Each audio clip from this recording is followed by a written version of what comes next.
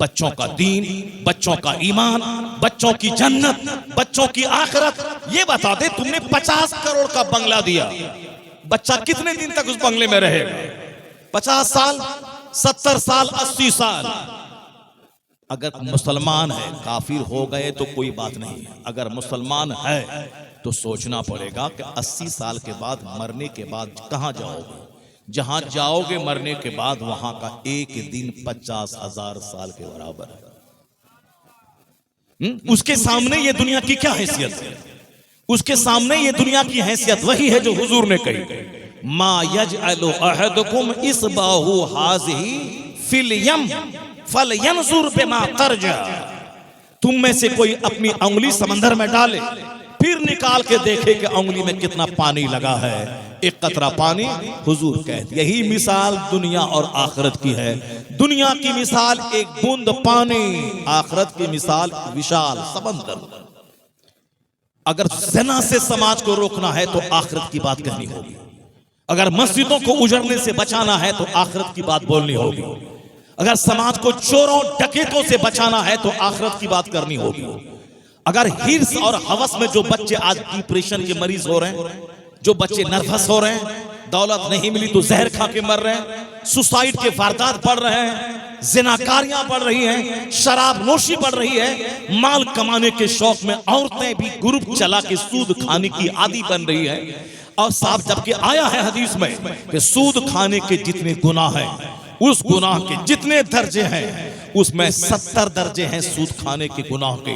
अदना दर्जा यह है कि एक मर्द अपनी मां से ज़िना करे।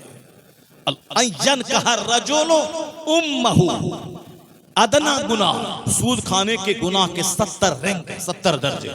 हाईएस्ट डिग्री, लोवेस्ट डिग्री जब ये है कि एक मर्द अपनी मां से ज़िना करे, जब लोवेस्ट का ये हाल है तो हाईएस्ट का क्या हाल होगा? कितना खतरनाक गुनाह है सूद खाना। सूद खा के कितने दिन तक दुनिया में जिंदा रहोगे तुम? 70-80 साल, उसके बाद कहां जाओगे? बोलो, इस पूरे गांव के अंदर में 100 साल से ज्यादा किसकी उम्र है? कौन है? इक्का दुक्का कोई होगा भी तो मुर्दे से बदतर है।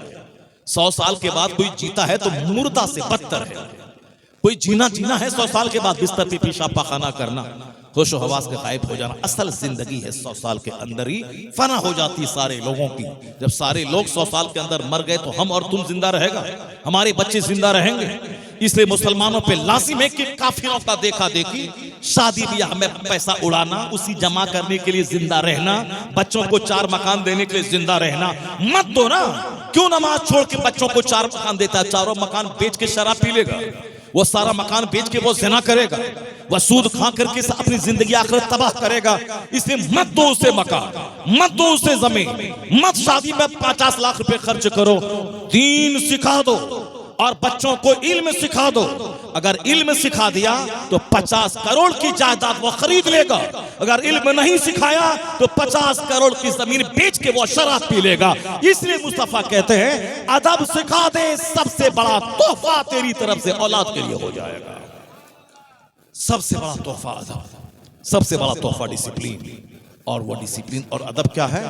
दुनिया में कब तक रहना है और मरने के बाद कब तक रहना है।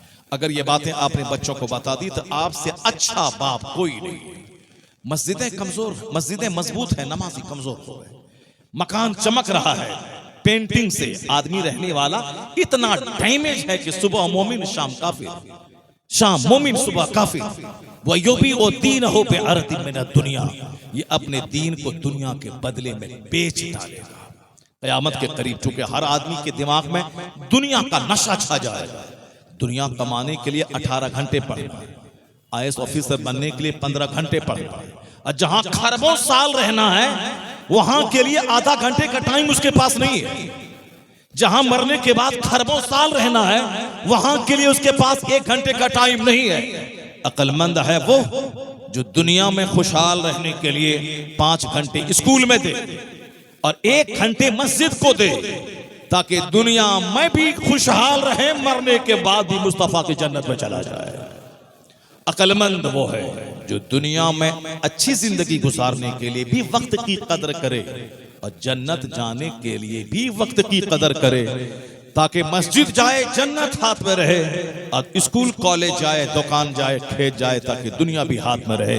और यही पैगाम अल्लाह ने बंदों को दिया और सिखाया है। अल्लाह ने ये दुआ करो, रब्बना आतीना फिद दुनिया हसना व फिल आखिरति हसना व क़िना अज़ाबन्नार। इलाही, ए हमारे रब, इस दुनिया में भी भलाई अता फरमा के दूसरों के मोहताज न रहे, और उस दुनिया में भलाई अता फरमा और जन्नत अता फरमा, जहन्नम की आग से हमें बचा देना। ये दुआ अल्लाह ने बंदों को सिखाई है ताकि दुनिया में जलील न हो जाओ। अब जरा गौर से सुनिए, किस तरह एक बाप अपने बच्चे की तरबियत करता है, और किस तरह इस दुनिया में कैसे कैसे क्रीम लोग दुनिया में रहते हैं। बस सिर्फ हम इतिहास का एक चैप्टर खोलते हैं, तारीख का एक पन्ना खोलते हैं, गौर से सारे मर्द सारी औरतें सुने कि किस तरह एक बाप ने तरबियत का रोल अदा किया और कैसे इज्जत मिलती है, कैसे अल्लाह तबारक व तआला अपने बंदों के दीन ईमान अकीदे की हिफाजत करता है। अल्लाह हिफाजत करने वाला है, मगर बंदे को जिस तरह अल्लाह रोजी देने वाला है, बंदे को मेहनत करनी पड़ेगी, दुकान जाना होगा, खेत में खेती करनी होगी, तब दाना मिलेगा। उसी तरह बच्चों की हिदायत तो अल्लाह ही देगा, मगर माँ बाप को मेहनत करनी होगी, माँ बाप को तरबियत करनी होगी। ये दुनिया के सारे कामों में यही उसूल है। इज्जत देने वाला अल्लाह है, इज्जत पाने के तरीकों पे अमल करना होगा। रोजी देने वाला अल्लाह है, रोजी की तलाश करनी होगी। इल्म देने वाला अल्लाह है, मगर तुम्हें इल्म हासिल करने के लिए मेहनतें करनी होगी। ऐसा नहीं होगा कि मैं साहब दरगाहों में जाके बैठ जाऊं और बैठने के बाद ये कहूं कि बाबा मैं एक नजर डालिए ताकि मैं अरबपति बन जाऊं। ऐसा नहीं होता है। बाबा अरबपति बना दीजिए, बाबा जमीन मेरे घर से सोने की हांडी निकाल दीजिए, बाबा ये कर दीजिए, वो कर दीजिए, मेहनत न मशक्कत न हिकमत न तदबीर, और बाबा वहां से ऐसी नजरें करम कर दें कि घर से सोने की हांडी मिल जाए। तब तो सारे जितने लोग बाबा के दरवाजे पे जाते हैं, पुराना पीर, बंडवा शरीफ, अजमेर शरीफ, वह सबके घर से सोने की हांडी निकल जानी चाहिए। मगर 1 करोड़ आदमी का सीने पे हाथ रख के मैं पूछता हूं, ये बता दे कि तुमने बाबा के आस्थाने पे गया, क्या तेरे घर से सोने की हांडी निकली? नहीं निकली, नहीं निकलेगी। ये सिस्टम के खिलाफ है। क्या होगा कि पहले हम वही उसी दुकान में बैठते थे, 8 घंटे बैठते थे, पैसा होता था, बरकत समझ में नहीं आती थी। लेकिन जब मैं बाबा के यहाँ गया, मैंने मेहनत शुरू कर दी। एक दिन दुकान बंद नहीं किया, टाइम पे दुकान खोलना, टाइम पे दुकान से आना, मेहनत शुरू कर दी। फिर बाबा के पास भी गए, वहां मैंने अल्लाह रब्बुल इज्जत से उस कब्र अनवर के वसीले से दुआ शुरू की।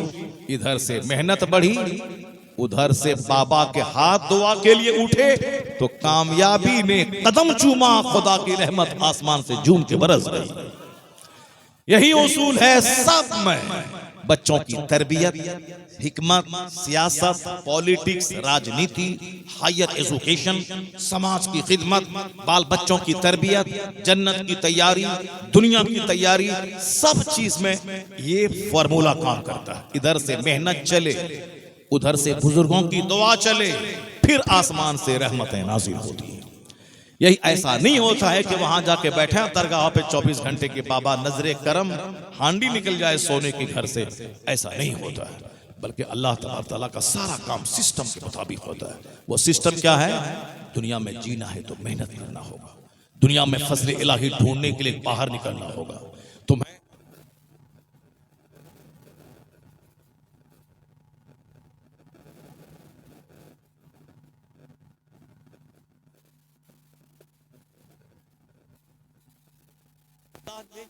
बनाया है, अल्लाह दूसरों को मालदार बना के उस मालदार को ज़कात, खैरात, सदकात का हुक्म देकर उन गरीबों माजूरों की खिदमत का आदेश दिया है। और इज्जत चाहिए तो भी मेहनत करनी होगी, दौलत चाहिए तो भी मेहनत करनी होगी, जन्नत चाहिए तो भी मेहनत करनी होगी। अब जरा गौर से सुनिए, मैं इतिहास का चैप्टर खोलता हूं। क्या नूर मिलता है, कैसी सोसाइटी थी, कैसा समाज था, कैसी लोगों की सोच थी, और आज हम किस कदर गिर गए। न इज्जत रही, न दौलत रही, न हुकूमत रही, न सल्तनत रही, न चेहरे पे नूर रहा, न बच्चों की फरमा बरदारी रही। सब कुछ लूटा के बिरयानी खा रहे, सब कुछ लूटा के तीजा 40वां बरसी मैं बिरयानी खा रहे, सब कुछ लुटा के, मुंह में पान डाल के, होंठ लाल करके, सीना तान के समाज में चल रहे हैं। हम समाज के अच्छे लोग हैं, दीन धर्म सब लुटा के, ये पान खा के होंठ लाल करके कहता हम सबसे बड़े हैं। और जहां सीने पे हाथ दें और 5 मिनट बाद सुने तो लगेगा गम का पहाड़ इसके सीने पे है। सबसे बड़ा गमगीन दुनिया का ये है, गरीबी में ईमान कैसे बचता है, उसूल कैसे बचता है, जरा गौर से सुनिए। इतिहास में सारी बातें हैं जिससे हमें नूर मिलता है, रोशनी मिलती है। बगदाद का नाम सुने होंगे, बसरा का नाम सुने होंगे, कूफा का नाम सुने होंगे, समरकंद का नाम सुने होंगे, बुखारा का नाम सुने होंगे। समरकंद बुखारा इलाके में एक कब्रिस्तान है। उस कब्रिस्तान में आज तक ये दस्तूर है कि इस कब्रिस्तान के अंदर जो आलिमे बाअमल है वही दफन होगा। दुनिया का एक वाहिद कब्रिस्तान है जिसमें कई 100 कब्रें हैं और तमाम कब्रों पे उस आलिमे दीन का नाम, उसकी खिदमतें, उनकी पैदाइश की तारीख, विसाल की तारीख सब लिखी हुई है। उस कब्रिस्तान में 1000 बीघा जमीन का जोतने वाला कोई बादशाह नहीं रहेगा, चाहे 10 साल हुकूमत करने वाला बादशाह वो उस कब्रिस्तान में नहीं जाएगा। उस कब्रिस्तान में वही दफन होगा, चाहे किराए के घर में रहने वाला क्यों न हो, वो आलिम बाअमल हो, आलिम हो, दीन की खिदमत करने वाला हो, वो उस कब्रिस्तान में दफन किया जाएगा। उसूल, आइडियलिस्ट बनना, उसूल का आदमी बना बहुत बड़ी चीज है। अपने बाल बच्चों को बताना होगा। जिस तरह सरकार गौसे आजम की माँ ने कहा था, बेटा हर हाल में सच बोलना, तो बेटा ने करके दिखाया कि 40 सिक्के सोने के डकैतों के सामने खोल के रख दिए। डकैतों ने चौंक कर पूछा, इस कदर हिडन प्लेस, छुपी हुई जगह में तेरा सिक्का था कि हम तलाशी लेने के बाद भी नहीं देख सकते थे, तो तुमने मेरे पूछने पर क्यों कह दिया कि मेरे पास 40 सिक्के हैं सोने के? तो बोल लेते कि नहीं है तो तेरा माल महफूज रह जाता। हम तो ढूंढ भी नहीं सकते थे, वो महफूज जगह पे तेरा माल सिला हुआ था। बचपने में गौसे आजम ने क्या जवाब दिया था? उनके जवाब का तेवर यह था कि 40 सिक्के का क्या पहलू। मेरी माँ ने कहा है कि बेटा सच बोलना, कभी झूठ मत बोलना। मैं अपनी माँ की बात पे अमल कर रहा हूँ और तेवर गौसे पाक का समझा रहा था। उसूल कितनी बड़ी चीज है, सच्चाई। 40 सोना, 40 पहाड़ भी कोई गोल्ड का दे दे और कहे अब्दुल कादिर झूठ बोल, ये पहाड़ तुझको दे दिया जाएगा। गौसे पाक का तेवर बता रहा था, 40 सोने के पहाड़ पे मैं थूक दूंगा, जबान को झूठ से आलूदा नहीं करूंगा। यह है उसूल, यह है सिद्धांत, यह है ज़ाब्ता। उसूल का पाबंद बंदे को रहना चाहिए। अपने बाल बच्चों को हमेशा अच्छी तरबियत करनी चाहिए। तुम 100 रुपए खैरात करो फकीर को और अपने बच्चों को सिर्फ इतना बता दो कि बेटे खाने से पहले दोनों हाथ गट्टों तक धोना है। यहां तक छुलछुला के नहीं, बल्कि गट्टों तक दोनों हाथ धोना सुन्नत है। 1000 रुपए फकीर को देना जो सदका है, अपने बच्चे को अदब सिखा देना ये बड़ा सदका है। ये एक सदका है। अपने बच्चों को अदब सिखाए, अपने बच्चों को बताएं हमेशा, नहीं बड़ा होगा अपने से सीख लेगा, ऐसा नहीं होता है। जब बच्चा टाइट हो जाता है तो बाप माँ को आंख दिखाने लगता है। जब बच्चा 10 साल तक रहता है तो वो हमारी बात मानता है। 10 साल से लेकर 20 के बीच में बच्चा अंदर से टाइट होता है। भले ही डर के मारे बाप को जवाब नहीं देता है, लेकिन वो अंदर से मुट्ठी बंद करता है। इसलिए आया है कि अपनी औलाद की इज्जत करो। 1 साल से लेकर 10 साल की उम्र तक अपने बच्चों को खूब प्यार दो, प्यार की बातें सुनाओ, प्यार करो, सीने से लगाओ, पेशानी चूमो, कांधे पे बिठाओ। और 7 साल का जब बच्चा हो तो उसको नमाज का आदेश दो।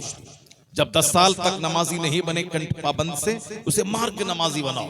क्योंकि नमाज पढ़ा देना सबसे बड़ा काम है। नमाज पढ़ेगा तो वक्त का पाबंद होगा, नमाज पढ़ेगा तो अल्लाह का डर दिमाग पे रहेगा, नमाज पढ़ेगा तो 5 वक्त पेशानी जमीन पे झुका के अपने आप को आजिज़ो खाकसर अल्लाह का बंदा समझेगा। कभी वह सर उठा के चल के मगरूर मुतकब्बिर नहीं बनेगा। वक्त की पाबंदी करेगा तो IAS ऑफिसर भी बन सकता है, IPS बन सकता है। वक्त की पाबंदी करेगा, बड़ा दौलतमंद बन सकता है। तो नमाज का आदेश मुस्तफा ने कहा बच्चों को दे। 7 साल के जब जब हो, और 10 साल का हो तो मार के नमाजी बना। बहुत बड़ी हिकमत है ताकि तेरा बच्चा पंक्चुअल बन जाए, तेरा बच्चा वाइज हो जाए, तेरा बच्चा हेल्दी हो जाए, तेरा बच्चा वेल्दी हो जाए, तेरा बच्चा समाज में दूसरों का कष्ट दूर करने वाला, ये समाज का सुधारक बन जाए, समाज का लाभदायक फर्द बन जाए। इसीलिए मुस्तफा ने कहा कि जब तेरे बच्चे 7 साल के हो नमाज का आदेश दे, और 10 साल का हो तो मार के नमाजी बना दे, और जब नमाजी बन जाए तो बिस्तर अलग कर दे, ताकि अब वह खुद से लेटरिन पखाना करना, कपड़ा धोना, पाक साफ रहना, वजू करना, गुस्ल करना, वो सारे आदाब जिंदगी सीख ले। बच्चा हो गया 18 साल, न कपड़ा पहनने का ढंग है, न खाने का तरीका है, न बाथरूम जाने का तरीका है। अब बाप बोलता है कि बच्चा सीख लेगा, अपने से नहीं सीखेगा। आया है बच्चा 10 से लेकर 20 के बीच में बच्चे को गुलाम की तरह उससे काम ले, बच्चों को काम करवा, उसको कोढ़ी मत बना। बाजार जाओ सामान लेके आओ, ऐसा नहीं कि बाजार जाएगा एक्सीडेंट कर जाएगा मर जाएगा, मत जाओ बाजार, घर ही में रहो ताकि घर ही में पेशाब पखाना करो। नहीं, उन्हें बताएं कि सड़क पार ऐसे करना है, चारों तरफ देख करके तब सड़क पार करना है। उसे बता दें कि किस दुकान से सामान लेना है, मगर उसको आदी बनाना है, इस कदर मेहनत करवाना है, उसको खेलने का टाइम देना है ताकि वो साइकिल चलाए, खूब खेले, जंप करे, पसीना बहे। आपने देखा होगा कि तोन बच्चों का नहीं निकलता है, क्योंकि बच्चे ऊपर नीचे करते हैं, बच्चे खेलते हैं, कूदते हैं, मस्तियां करते हैं, इसलिए उसका ये लीवर, ये पेट अंदर दबा रही है। लेकिन जैसे हम 40+ होते हैं, जहां बैठ के रहे ये तोन बाहर फेंकने लगता है। इसीलिए बच्चे खेल कूद कर रहे हैं, खेल कूद करने का, खेल के का मैदान होना चाहिए। मदरसों में भी, स्कूल में भी बच्चे खेलें, बच्चे कूदें, कूदने का टाइम है, मेहनत बच्चे से करवाएं। मदरसे में जो बच्चे हैं, पहले बाद मदरसों में काम करवाया जाता था, खेती करवाई जाती थी, गार्डन लगवाया जाता था। हम लोग बचपन में खूब काम करते थे, बुरा लगता था कि क्यों हमारे उस्ताद कहते हैं आलू लगाओ, क्यों कहते थे ये गुलाब का पेड़ है, इसकी टहनी तराशो, उसमें चाय की पत्ती डालो, सुबह उठे सलाम के पास 5 मिनट काम करो। उस वक्त बुरा लगता था, लेकिन अब समझ में आता है कि किस कदर हमारे फायदे का काम था, हमारे फायदे का काम था। बच्चों से खूब काम लें, 10 से लेकर 20 साल के बीच में नौकर की तरह ट्रीट करें बच्चों के साथ। बेटी हो उससे खूब काम लें, रोटी बनाओ, बिरयानी बनाओ, कीमा बनाओ, कोफ्ता बनाओ, ताकि ससुराल वाली को उम्मीद रहती है नई नवेली दुल्हन आई है तो ये नई नवेली दुल्हन देख खाना कैसे बनाती है, आज उसके हाथ का खाना खाएंगे। ससुर बोलता है आज जो हमारी दुल्हन आई है नई, उसको बोलो कि आज वो चिकन बनाए, जरा देखें किस तरह बनाती है, फ्राई करे। अब यहाँ माँ सारा काम करके बच्चों को काम से रोक दिया, तुम मत करो, हम है ना, हम जवान माँ है, अब कर रही। अब वहां गई तो पूरे ससुराल में माँ की नाक कट गई, बाप की नाक कट गई, रोटी बनाना नहीं आता है। अभी एक केस आया घर में, साहब हमको बुलाया गया कि देखिए ये इसको रोटी बनाना नहीं आता है। अब पूछिए रोटी बनाना आता है? अगर आप बोलेंगे कि सास ससुर गलत बोलता है, उनको कहिए कि हम आज तुम्हारे घर में मेहमान हैं, हमको अपने हाथ से रोटी बना के खिलाओ, वह रोटी उसको बनाना उसको नहीं आता है। यह कसूर माँ का है जो अपने बच्चे को रोटी बनाना नहीं सिखाया और खाने के आइटम को नहीं सिखाया। इसलिए एक नौकर गुलाम की तरह ट्रीट बच्चों से करें, बच्चों को हमेशा तंबी करें, उसको अदब सिखाएं, काम ले, ऊपर जाओ, नीचे आओ, दुकान जाओ, स्कूल जाओ। नहीं सर में दर्द है, कुछ नहीं सर में दर्द है तो ठीक दवाई मैं दे दूंगा, स्कूल जाओ। बच्चों को रोजाना स्कूल भेजें, बच्चों को रोजाना मदरसा भेजें, 1 घंटा मदरसे में रहे, फिर वहां से आए ड्रेस चेंज करे, स्कूल जाए, बिल्कुल बिजली की तरह करें। तब वह बच्चा 20 साल के बाद फिर वह बच्चा क्रीम हो जाएगा समाज का, वो सुस्त नहीं रहेगा, कोढ़ी बन के नहीं जिएगा, मेहनत कश बनेगा, आगे जाने के बाद तरक्की कामयाबी करेगा, लड़ झगड़ करके नौकरी लेगा, कंपटीशन फेस करके लड़के नौकरी लेगा, दूसरों के रहमो करम पे जिंदा नहीं रहेगा। जब मुकाबले का जमाना है तो ताकत बढ़ा देनी है, मुकाबले का जमाना है तो इल्म बढ़ा देना है, मुकाबले का जमाना है तो अब 5 घंटे पढ़ने से काम नहीं चलेगा, 10 घंटे पढ़ना पड़ेगा। जब मुकाबला सख्त है तो मेहनत सख्त करनी पड़ेगी। इसीलिए अपनी औलाद के साथ ट्रीट करें। और 20 साल के बाद अब वो काम नहीं चलेगा चूमा चाटी वाला, अब वो काम नहीं चलेगा नौकर गुलाम की तरह आंख दिखा के काम लेने वाला। 20 साल के बाद वो बच्चा आपका पार्टनर हो गया है, वो आपका दोस्त है। अब उससे आप मशवरा लें, उसको आप मशवरा दें, उनसे बैठ करके आप डिस्कशन करें, काउंसलिंग करें, राय मशवरा लें। ऐसा नहीं कि बेटा है तो उससे बात नहीं करेंगे, नहीं। अब 20 साल के बाद वो बेटा आपका पार्टी पार्टनर, आपका बेहतरीन साथी, उस साथी से आप डिबेट करें, उससे काउंसलिंग करें, उससे बातचीत करें, उसको अच्छा मशवरा दें, उससे अच्छा मशवरा लें, तब फिर एक कामयाब औलाद आप मरने से पहले पहले आप देख लेंगे, वरना जहां खड़ा होना है तो बैठ गए, और जब बैठना है तो खड़ा हो गए, जहां प्यार देना है तो डांट देने, जहां डांटना है तो प्यार देने लगे, बच्चे की जिंदगी तबाह और बर्बाद हो जाएगी। अब जरा देखें किस कदर एक बच्चे की तरबियत एक बाप ने किया है। समरकंद, बुखारा, बगदाद, ये वो इलाके हैं जो इल्म और फन की राजधानी जिसे हम कह सकते हैं, जहाँ जिस इलाके खित्ते को देखने को जी चाहता है। इमाम बुखारी का जहां मजार है, दिल में एक आरजू है कि उनके मजार पे हाजिरी दे दूं। बुखारी शरीफ जो कुरान के बाद सबसे मजबूत किताब है, वो किताब तमाम मसालिक की दरसगाहों में चलती है। बुखारी शरीफ कुरान के बाद सबसे मजबूत किताब, और हम लोग पढ़ते हैं, और सबसे ज्यादा मुखालिफ मेरा वो बुखारी करता रहता है, अगरचे बुखारी समझता नहीं कायदे से, वरना जिस दिन वो बुखारी समझ जाए वो नहीं बोलेगा हुजूर मरकर मिट्टी में मिल गए, वह बोलेगा हुजूर कल भी जिंदा थे, आज भी जिंदा हैं, हुजूर की रूह हर मोमिनों के सीनों में, मोमिनों के घर में मौजूद है। फनबीयुल्लाह हय, अल्लाह के नबी जिंदा हैं, युरज़क़, रोजी दिए जाते हैं। अब चूंकि वो बुखारी सिर्फ वो अरबी लिटरेचर की चाशनी के लिए पढ़ता है, ईमान अकीदे की जिला और रोशनी के लिए नहीं पढ़ता है। वो इमाम बुखारी जिसने बुखारी शरीफ को तरतीब दी, उनका मज़ार है, उसका मज़ार है।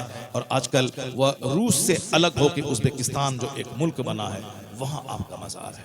अब वहाँ पे आज भी इमाम बुखारी की कब्र से कस्तूरी की खुशबू आती है, आज भी कस्तूरी की खुशबू आती है। सदियाँ गुजर गई जिन्होंने इल्म हदीस की खिदमत की है, अब वो इतनी खिदमतें इल्म हदीस की है, तो जो दीन की खिदमत करने वाला होता बहुत सताया जाता है, उनको तकलीफें लोग देते हैं। इतनी तकलीफ उनको हुई कि जो आपका पैदाइशी वतन था वहां से बेवतन होना पड़ा, दूसरे गांव में जाना पड़ा। दुनियादारों ने तकलीफ दी। आज दीन की राहों में तकलीफ होती है, गालियां लोग देते हैं, कहते हैं कि चलिए गाली सुन रहे हैं। अगर कोई गलत काम करता है गाली सुनता है तब तो सजा है, अगर कोई रेप किया जेल गया तब तो सजा है, शराब पिया जेल गया तब तो सजा है, गलत काम किया समाज में जलील हो गया तब तो सजा है।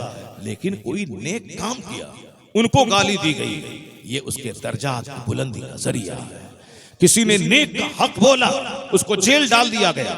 रेप के बदले जेल जाना जिल्लत है, हक बोला जेल गया, इमाम ज़ैनुल आबिदीन की सुन्नत है, बुजुर्गान दीन का तरीका है। ये मत बोलना कि वो जेल चला गया उसको गाली दे दिया, ये बोलो कि किस जुर्म के बदले में जेल गया, किस जुर्म के बदले में गाली मिली, ये बोलना होगा।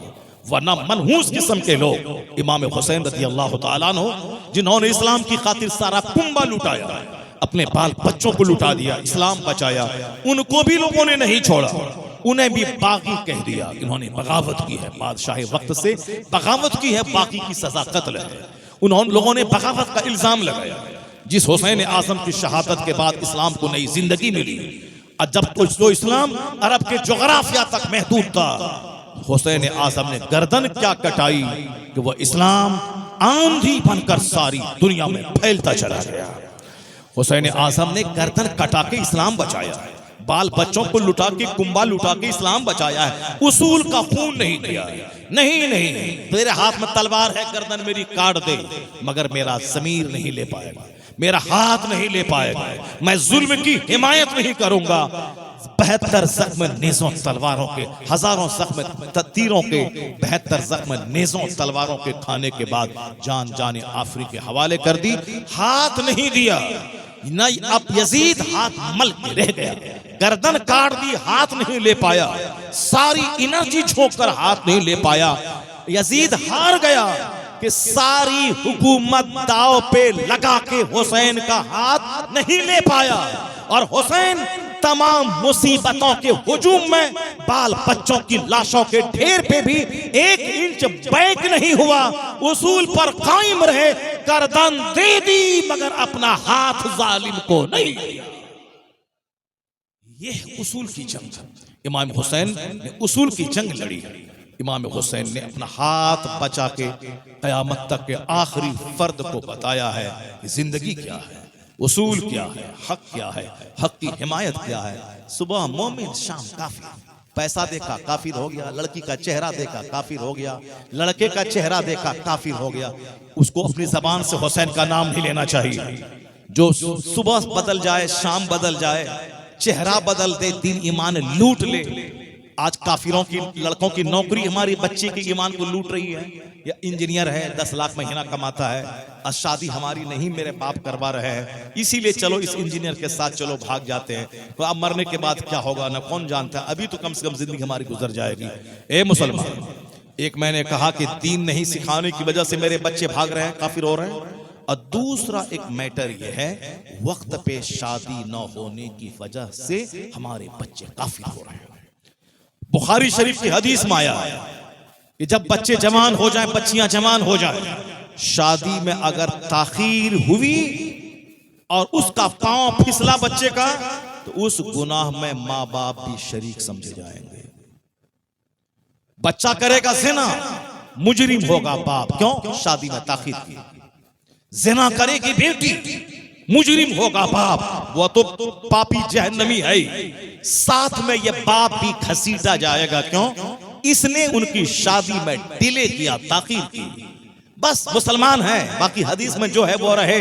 मानेंगे किसकी? फिल्मी दुनिया की। मानेंगे किसकी? नेताओं की। मानेंगे किसकी? दूसरे काफिरों का चेहरा को देखकर काफिरों के कल्चर की मानेंगे। और जब मुसीबत आएगी तो अल्लाह कहाँ है, रसूलुल्लाह कहाँ है, अल्लाह की रहमत कहाँ है, गौसे आजम की मदद कहाँ है, ख्वाजा की मदद कहाँ है। अगर नहीं कुछ मदद मिली तो झुंझला के काफिर हो गया। तो काफिर बनो, जहन्नम में जाओ, तुम जानो। लेकिन मैं तुमसे कहता हूं कि तुम ये जिया काफिरों की तरह, अब मदद तलाश कर रहा है अल्लाह के वलियों की तरह। ऐसा नहीं होता है कि जियो काफिर की तरह और मदद नाजिल हो जाए आसमान से। मदद नाजिल कहां होती है? जियो मुस्तफा का गुलाम बनकर, मुस्तफा के तरीके पर अमल कर। फिर तू मत भी नहीं बोलना कि अल्लाह की रहमत कहां है। इतना बुलंद करने अपने आप को कि खुद ही को कर बुलंद इतना कि हर तकदीर से पहले खुदा बंदे से खुद पूछे, बता तेरी रजा क्या है। अब जीना है काफिरों की तरह। अल्लाह कहां है, रसूलुल्लाह कहां है? नहीं, जियो मुस्तफा जाने रहमत का गुलाम बनकर। नहीं भी बोलोगे, अल्लाह संकट से तुझे बचा देगा, अल्लाह अपनी मदद नाज़िल फरमाएगा। इसलिए वक्त पे शादी औलाद की करवाइए। 48 साल में शादी हो रही, बच्ची जवान हुई 18 साल, शादी हो रही है 48 साल। इस बीच में कैसे जिएगी वो? आप तो अपनी बीवी के साथ अपने कमरे में बंद है। ये 18 साल की जवान बेटी जो कॉलेज जाती है, कोचिंग सेंटर जाती है, जो मोबाइल पढ़ती है, मोबाइल में गंदी तस्वीरें देख रही हैं, क्या हाल होगा उसका? इसीलिए आप रहिए अपने कमरे में और यहाँ मोबाइल के जरिए सारा काम हो जाता है। कल जाइए मौलाना साहब के पास, तावीज दीजिए, हाल खराब हो गया। जो कुछ भी हुआ है, तावीज सबका इलाज नहीं है। आम का पेड़ लगा दें, उसमें 1 लाख तावीज डाल दें कि यहाँ से सेब निकल जाए, ऐसा कि होने वाला है? साहब हम लगा दें गेहूं की खेती और 1 करोड़ तावीज ला के दे दें हम, और यहाँ से बासमती धान निकल जाए, ऐसा होने वाला है? मालदा में लगाते चारों तरफ आम का पेड़ और हर पेड़ में 1000 तावीज डाल दे अजमेर शरीफ और बरेली शरीफ की तावीज, ताकि आम के बदले में यहाँ से गोल्ड निकल जाए। ऐसा नहीं होता इस दुनिया में। आम के पेड़ से आम, लीची के पेड़ से लीची, कटहल के पेड़ से कटहल, अमरूद के पेड़ से अमरूद, नाशपाती के पेड़ से नाशपाती। यही तो सारी दुनिया देख रही है। तरबियत है काफिरों की तरह और उम्मीद है कि मेरा बच्चा नेक बन जाएगा। ऐसा नहीं होता। इसीलिए तो माँ बाप को कहा गया है, जमीन मकान की चिंता मत करो, उसको अदब सिखा दो, दीन बचा दो। सबसे बड़ा तोहफा है। 50 करोड़ का बंगला से बेहतर है अपने बच्चों को दीनदार बनाओ, वक्त पे शादी करा दो। वरना वो डॉक्टर बनेगी 38 साल में, शादी होगी 48 साल में। बुढ़ापे की उम्र को पहुंचने के बाद शादी होगी। ये बता दे उसकी जिंदगी, उसके जज्बात के साथ खिलवाड़। ये कौन सा डेवलपमेंट है? ये कौन सी पढ़ाई है? 50 साल की उम्र में शादी। हमारा वो एक आदमी है दिल्ली का नेताजी, 54 साल उम्र हो गई, अब शादी नहीं कर रहा। अब उसको उम्मीद है कि प्रधानमंत्री बनेंगे तब शादी करेंगे। ये बताएं कि साहब उस वक्त में तो उसका तो बेटा 25 साल का जवान हो जाना चाहिए। उनका बेटा जब अगर शादी कर लेता 25 साल में, तो अभी उनके पास 34 साल का बेटा होता। अब वह बेटा साहब उसका पार्टनर होता, वह 1 घंटा बोलता, उसका बेटा 2 घंटे भाषण देता, उसका बेटा मेहनत करके उसको इलेक्शन जितवाता। ये क्या है कि साहब शादी नहीं करेंगे? मर गया अटल बिहारी वाजपेयी, शादी नहीं किया, चले गए, क्या मिला? अगर शादी कर लिया होता, 2 बेटे बेटियां हो गई होती, तो फिर आज उनका वारिस हो गया होता। आज साहब उनके बेटे बच्चे सब प्रधानमंत्री बन गए होते, मुख्यमंत्री बन गए होते, डीएम बन गए होते। तो ये कौन सी सेवा हो गई? शादी ना करके कौन सी देश की सेवा हो जाती है? अगर कोई शादी नहीं कि अपने आप को गुनाहों से बचा लिया तो ठीक है, वीर है, बहादुर है। लेकिन इस माहौल में जहां शादी में थोड़ी सी ताखीर हुई और पांव फिसल गया, चारों तरफ से गुनाह खोल के मुंह खोल के गुनाह बैठा है, ऐसे माहौल में 18 से लेके 22 के बीच में हर हाल में बच्चों की शादी करवा दें उसको, ताकि बच्चियां गुनाह से बचे, मर्द गुनाहों से बचे। निकाह निस्फुल ईमान है, अन निकाह निस्फुल ईमान, निकाह आधा ईमान है। दिल महफूज रहता है, आंखें महफूज रहती हैं, आदमी के हाथ महफूज रहते हैं। इसलिए निकाह की ताखीर की वजह से 50% ज़िना का केस हो रहा है, रेप हो रहा है, बंद कमरे में हो रहा है, पढ़ाई के नाम पे ज़िनाकारी हो रही है। एक बाप बोला चेन्नई में हमसे, हजरत तावीज़ दे दीजिए ना, हमारा बेटा वो एक गैर मुस्लिम लड़की से मोहब्बत कर रहा है, वो उनके पास आती है और 2-4 घंटे तक कमरे में बंद रहती है, दोनों स्टडी करती है, किताब वो स्टडी करती है, पढ़ता है। बताइए, एक जवान लड़का 18 साल का, एक जवान लड़की 18 साल की, दोनों बंद कमरे में स्टडी कर रहे हैं, पढ़ाई कर रहे हैं, स्टडी कर रहे हैं, पढ़ाई कर रहे हैं। क्या पढ़ाई कर रहे हैं वो बाद के दिनों में पता चला क्या पढ़ाई कर रहे हैं। यही पढ़ाई होती है। इतने कमजोर बाप हो गए तुम, नहीं शादी करा दो, नहीं नौकरी मिलेगी तब शादी करवाएं। घर के 10 लोग, एक आदमी बनियान बेच के 10 परिवार को पाल रहा है। अब बेटा जवान होने के बाद एक बीवी आएगी तो उसके पालने के लिए नौकरी चाहिए, 50,000 महीना चाहिए, तब एक औरत आएगी घर में। क्या खोपड़ी खराब हो गई यार, जब उसी कमाई में 10 लोग खा रहे हैं। अगर एक औरत बढ़ गई तो क्या होने वाला, कम से कम दीन तो बचेगा, ईमान तो बचेगा। अब शादी के बाद कोई सारी तवज्जो औरत ही में लगा दे, काम काज छोड़ दे, उसी में घुसा रहे, तो ये उसका कसूर है। एक हिंदू की बेटी शादी के बाद 2 बच्चे की मां हुई, पढ़ाई जारी रखी, यहां तक कि वो ब्लॉक डेवलपमेंट ऑफिसर बन गई। एक खातून की शादी हुई पानी पूरी बेचने वाले के साथ हैदराबाद इलाके में, उन्होंने पढ़ाई जारी रखी, शादी के बाद भी बच्चे की मां हो गई, मगर एक दिन वो IAS ऑफिसर DM बन गई। अब अगर कोई शादी करने के बाद वो दिन रात उसी में घुसा रहे और सब काम काज छोड़ दे, बर्बाद हो जाए, पढ़ाई छोड़ दे, ये उसका कसूर है। वरना पहले जमाने में अशरफिया में, मंजर इस्लाम में 3 बच्चे का बाप आलिम बनता था, बीवी है, 3 बच्चे हैं, आलिम बन रहे हैं, आलिम बन रहे हैं। हमने अपने मौजूदगी में बचपन में देखा, शादीशुदा एक बंदा, वो मेरे मदरसे मेरा क्लास फ्रेंड था, वो पढ़ रहा था, वो मैंने उसको देखा। पढ़ाई एक आला मकसद है, शादी भी जिस तरह भूख लगे तो खाना चाहिए, प्यास लगे तो पानी पीना चाहिए, नींद लगे तो सोना चाहिए। ऐसा नहीं पढ़ रहा है काहे के लिए पानी पिएगा, ये पढ़ाई कर रहा है काहे के लिए खाना खाएगा, अब खाना नहीं खाएगा, वो तो पागल है। भूख लगेगी तो खाना होगा, प्यास लगे तो पानी पीना होगा। उसी तरह जब बच्चा जवान हो जाता है तो उसकी एक और ख्वाहिश नफसानी जागती है। अगर शादी नहीं हुई तो उसका दूसरा रुख मोड़ेगा, या तो हस्त मैथुन करेगा, या जिना करेगा, या महीने में एक बार तवाइफ के कोठे पे जाएगा और एड्स का मरीज हो कि खानदान को तबाह बर्बाद कर डालेगा। क्यों अपने बच्चों की लाइफ बर्बाद करता, शादी करा दे। शादी कराने के बाद मकान दुकान की जरूरत नहीं है, बल्कि तुम जिस घर में रहता है एक कमरा अलग है, वो रहे, बच्चे को भेज पढ़ने के लिए। अगरचे इस सोसाइटी में मुश्किल काम है, लेकिन मुश्किल काम है तो नौकरी की तलाश में क्यों 40 साल करवा देता है। पढ़ाई खत्म हो 20 साल में, उसके बाद अपना कारोबार करे, शादी करे, दीन ईमान बचाए। ये जरूरी है कि 50 साल में शादी हुआ, आज 60 साल में रिटायर कर गया, अब मरने वाला है कि बच्चा 10 साल का पड़ा हुआ है, अब बीमार हुआ, मौत के आगोश में चला गया, और एक सारा गम सीने पे लेके के बच्चा छोटा है, वो क्या करेगा। नहीं, नेचुरल सिस्टम से बगावत करने के बाद यही होगा। आज दुनिया में बदकारियां, दुनिया में ज़िनाकारियां, दुनिया में तबाहियां, दुनिया में कत्ल और डकैती और लूट इसीलिए है कि नेचुरल सिस्टम के खिलाफ लोग जी रहे हैं। आदमी नेचुरल सिस्टम से जिए, जो अल्लाह ने जीने का जो तरीका बताया है अपने महबूब के जरिए, तो उस तरीके पे अमल करे। जवानी सेफ रहेगी, बुढ़ापा सेफ रहेगा, बचपन जबरदस्त होगा, और साहब औरतें भी हुदूद में रहेंगी, मर्द हद में रहेंगे। यहाँ भी घर में मिट्टी के घर में खुशबू आएगी और मिट्टी के घर में मुसर्रत के फूल खिलेंगे। अगर जिंदा रहे तो इज्जत, मर गए तो मुस्तफा की शफाअत से जन्नत पहुंच गए। वरना है तो दुनिया में भी हसरत, मायूसी, नाकामी, मरने के बाद जिल्लत की आग कहां तैयार है। अब जरा गौर से सुने, उसी समरकंद, बुखारा, बगदाद, कूफा की एक कहानी है।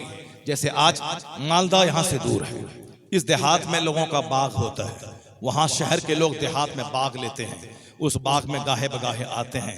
देहात की फजा बड़ी अच्छी होती है, यहाँ ऑक्सीजन वाफिर मिकदार में मिलती है।